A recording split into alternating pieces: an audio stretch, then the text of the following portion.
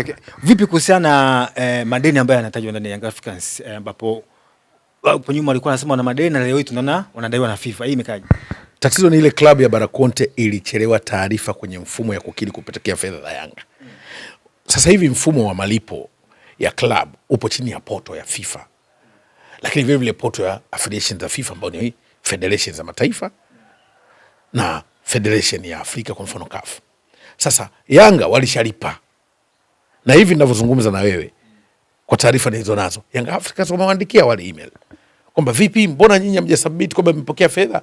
Kwa hao nao wanajibu. Ni kama vile ambavyo msimu unaanza Yanga ilionekana wamefungiwa kusajili, lakini baadaye tukaona wanaendelea kusajili. Kwa wakati mwingine ni taarifa kusomana ndio tatizo. Kwa tatizo la Yanga, deni la Yanga sio Yanga hawajalipa, taarifa kusomana. Klabu ya Barakonte dhidi ya shirikisho la mpira duniani FIFA kwamba wao kukiri wamelipwa, kwa sababu kwanza walikuwa na claim hawajalipwa. Sasa baada ya kupokea wameshindwa kuandika email kwamba sisi tumelipwa. Hiyo ndio tatizo. Nafikiri sasa hivi taarifa iliyopo ni hiyo kwamba wao wanaenda kuandika hiyo email kwa ajili ya ku clear hiyo kitu. Kwa hiyo si kwamba Yanga hawajalipa, wale ndio wamechelewesha taarifa kwamba sisi tumeshalipwa ili mclear. Unajua football masuala ya kudaiana huku kudaiana kuna biashara ni kitu ambacho kipo. Lakini sawa tu mdaiane katika mazingira ambayo baadaye hayaleti madhara. Kwa hivyo ile deni kwa upande wa Yanga kwa mujibu wa taarifa nilizonazo ni kwamba wao walikushalipa. Isipokuwa hawa sasa waliolipwa wameshindwa kutoa taarifa ambayo ingesomeka kwenye mfumo kwamba huko tumelipwa, na ushahidi ni kuuliza hapa nyumbani. Kwa mfano madeni ya vilabu vyetu wanapolipa mchezaji wa mkataba wa kimataifa yanapitia kwenye shirikisho. Kwa wakati mwingine hata waandishi hivyo, mwandishi unawahi kumuuliza msemaji wa TFF, bwana vipi scenario, anajibu kuliko kukimbia tu kuanza kuipublish inaleta shida. Kwa hiyo iko hivyo, mifumo haiko somana. Wale wamepokea hela na kuandika na nifikiri ndio wanaandika. Hii haiwaletei picha mbaya kwa upande wa Young Africans, tunaona maana inakuwa inajirudia mara kwa mara, labda pengine kwa upande wa huko haionekani klabu ina kama vile ina nidhamu sana. Kuna tatizo la mifumo, lakini pia kuna tatizo kwa wao wenyewe pia kuchelewa kumlipa mtu. Unajua unapochelewa kumlipa mtu, alafu ukamlipa, baadaye taarifa zinavyochelewa ndio inaleta madhara. Si kwamba wao hawajalipa, ila walichelewa kumlipa. Sasa baada ya kumlipa pia, si ndio? Wale wameshindwa kuclear taarifa kule, bwana jamani tushapokea mzigo wetu. Kwa sababu hawa walikuwa wamefungua madai. Ndio maana inajulikana. Unajua unaweza kufungua madai kwamba mimi sijalipwa na fulani. Baadaye yale madai yasipofanywa kazi watu wanajua baada ya mjamalizana. Ndio kilichotokea. Kwa hiyo tukisema madhara wakati mwingine kwa sababu aina ya vilabu vyetu tunajua. Vilabu vyao vya mapato vigumu. Na hizi timu sasa hivi zinajiendesha kwa gharama kubwa. Kuleta wachezaji wa gharama sana. Tafsiri yake wakati mwingine la wanajaribu kuangalia wapi pa kuelekeza nguvu. Kwa mfano, moja kitu ambacho kimepelekea Yanga pengine msimu huu kupata wakati mgumu ni kupitia sajili ngumu nyingi. Ambazo pia zilifanya waanze mpango mwingine kuangalia wachezaji wengine. Ambao huo pia ndio imekuwa sababu ya kuona mabadiliko kama hayo. Sawa. Tukiachana na hilo, jana CAF wamepanga ratiba ya michuano ya kombe la mabingwa, lakini ni kombe la shirikisho. Yanga wamepangiwa timu yake ambapo ni kutokea kule Botswana na Simba wamepangiwa kutoka Malawi. Umepokeaje hizi timu ambazo wamepangiwa na hizi timu? Kuna ugumu wa aina yoyote kwa mazingira ya hizi timu na timu zetu? Kwa mfano Yanga, ile timu waliopangia ile Gaborone wanaingia chumba cha sauna kwa Yanga. Kwenye chumba cha sauna. Unajua sauna ilivyo. Unaenda kupata jasho tu, kwa maana kwamba sina maana kwamba Gaborone hawezi kuwa na timu nzuri, lakini maboresho ya timu ya Yanga sasa na ukomavu na malengo yao klabu bingwa, wanapokutana na timu kama Gaborone anaenda chumba cha sauna. Kusajili wachezaji wazuri sio timu nzuri. Kinachoweza kuleta timu nzuri ni tactical discipline. Lakini vile vile fighting spirit ya wachezaji ambayo kwa sasa kwa Young Africans hatuna shaka na hilo, kwa sababu wana wachezaji ambao wana uzoefu mkubwa kwenye michuano ya kimataifa, ambao hizi ndio sajili mara kadhaa tumekuwa tukizisemea. Tunaweza kwa wepesi kukosoa, lakini lazima tuheshimu pia aina ya wachezaji ambao wanaleta kwenye timu. Lakini unakutana katika kipindi ambacho wao wanataka kuleta tofauti kwenye michuano ya kimataifa. Wana misimu miwili hawajafanya makubwa michuano ya kimataifa, wanaishia hatua hizo za makundi. Sasa safari hii wanahitaji kufanya tofauti kidogo.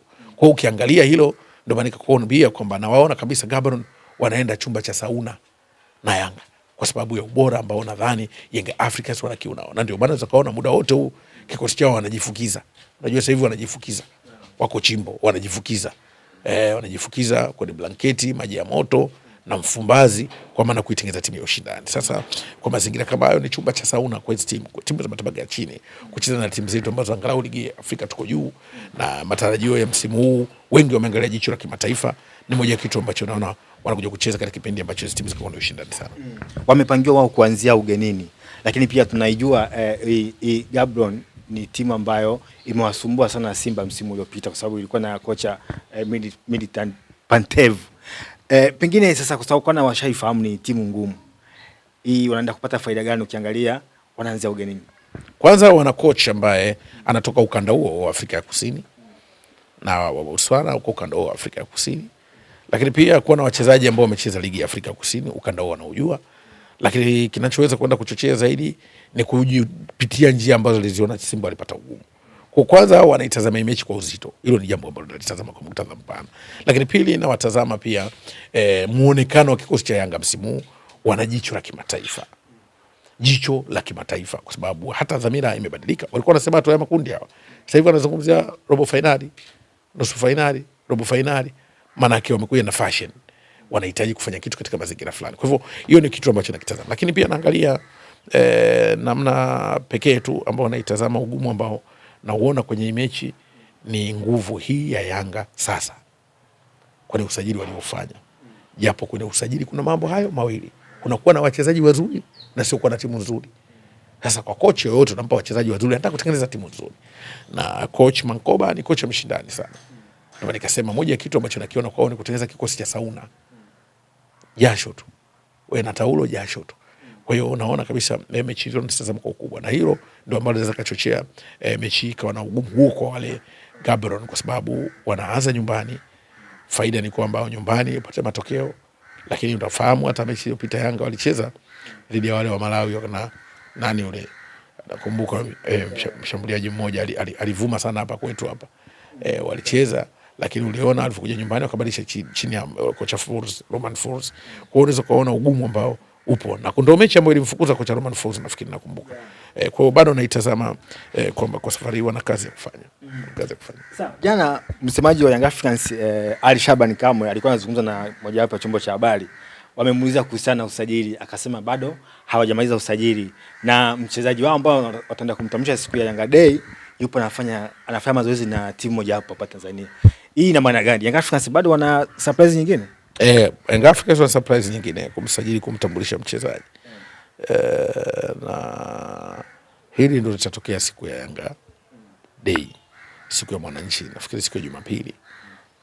Utambulisho wa mchezaji ambaye ndo atafunga naye ukurasa. Huyu ndo anamfanya mchezaji wa mwisho. Na mchezaji yuko hapa nchini. Yuko hapa nchini. Anamtambulisha hawa.